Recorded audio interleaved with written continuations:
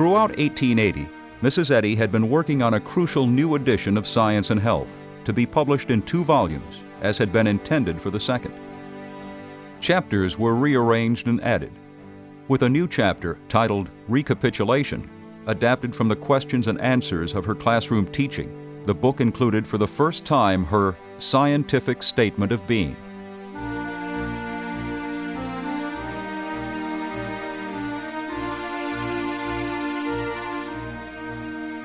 At the end of January 1881, the same day her college was chartered, Mrs. Eddy appeared at University Press in Cambridge for an appointment with its owner, John Wilson.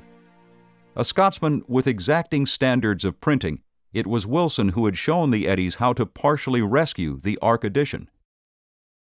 As they talked, the man whose press published Longfellow, Emerson, Whittier, and Hawthorne found himself strongly affected by this new author.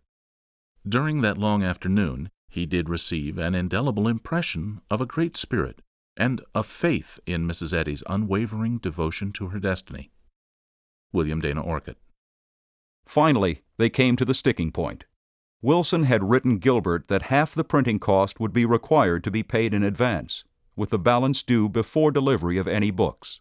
Mrs. Eddy was forthright. She could not meet those requirements. She and Gilbert had nowhere near enough money, but she was confident enough copies would be sold to meet the cost. Would he take on the book and deliver it, with payment to come after publication?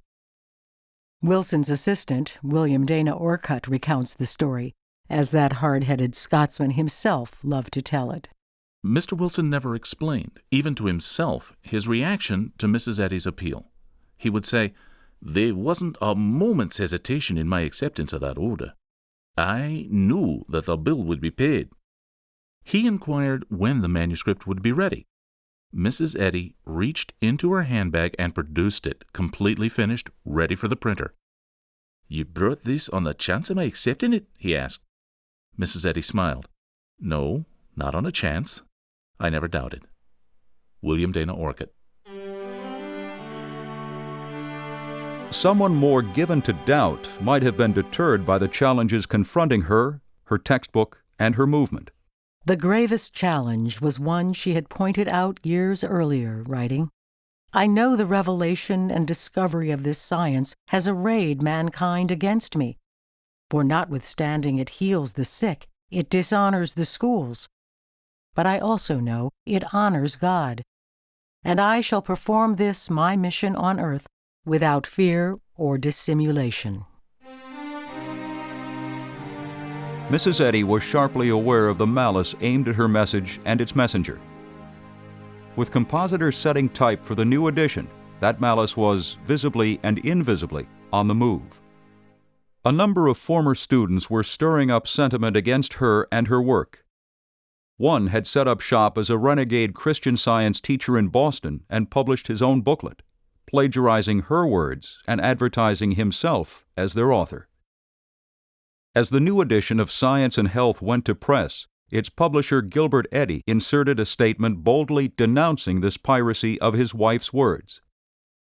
For her part, a new chapter titled Demonology, replacing the chapter Mesmerism, laid bare the evils practiced by particular individuals who misrepresented themselves as Christian Scientists.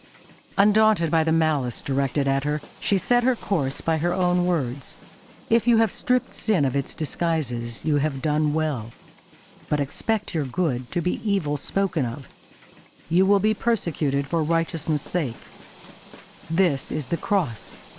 Take it up. It wins the crown." Such turbulence had all but sunk the second edition and its author. This time, she and her book weathered the storm. By August, University Press was turning out a triumphant run of the pivotal third edition. Its covers, for the first time, emblazoned with the emblem of the cross and crown.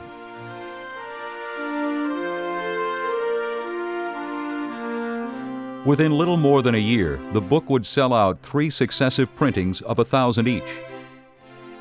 From that point on, with her painstaking revisions, the book would steadily evolve into the Science and Health with Key to the Scriptures, that is the Christian Science textbook today.